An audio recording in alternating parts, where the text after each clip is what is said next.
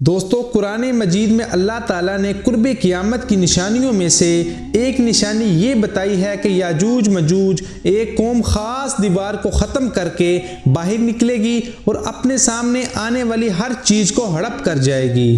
دوستو یاجوج مجوج تو جب آئیں گے تب ہی آئیں گے، مگر چینی قوم کو بھی یاجوج مجوج کے جانشین مانا جاتا ہے، کیونکہ یہ وہ قوم ہے جو روح زمین پر موجود ہر زندہ اور مردہ چیز کو کھا جاتے ہیں۔ آپ تمام دوست سن کر حیران ہوں گے کہ یہ لوگ چوہے، چمگادڑ، سانپ اور اس طرح کے زہریلے جانور بھی کھا جاتے ہیں، حتیٰ کہ یہ لوگ زمین پر موجود کسی بھی چیز کو بھی نہیں چھوڑتے۔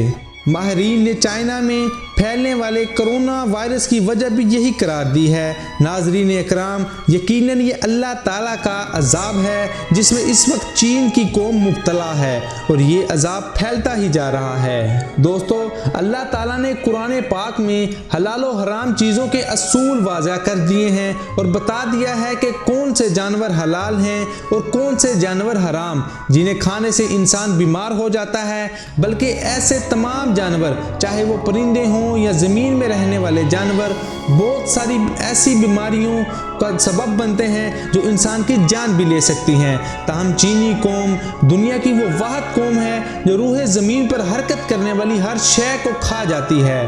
آپ کو سکرین پر دکھائی دینے والی ووہان سٹی کی میٹ مارکیٹ ہے جہاں سے کرونا وائرس پھیلا، اور اس مارکیٹ میں ہر وہ جانور موجود ہے جسے کھانا تو دور سوچ کر بھی کہہ آ جائے۔ یہاں پر مردہ چوہے، بلیاں، کتے، بلکہ سانپ کا بھی گوشت بکتا ہے۔ یہاں پر آنے والے چینی بڑے شوق سے ان چیزوں کو کھاتے ہیں، اور ان کی اسی حرکت کی وجہ سے ان پر کرونا وائرس کا عذاب مسلط ہو گیا، اور کرونا وائرس میں مبتلا افراد کی تعداد لاکھوں میں پہنچ گئی ہے، اور ایک اندازے کے مطابق اگر اس کی روک تھام نہ کی گئی تو یہ 5 سے 6 کروڑ انسانوں کو نگل سکتا ہے، یا پھر اس سے بھی زیادہ۔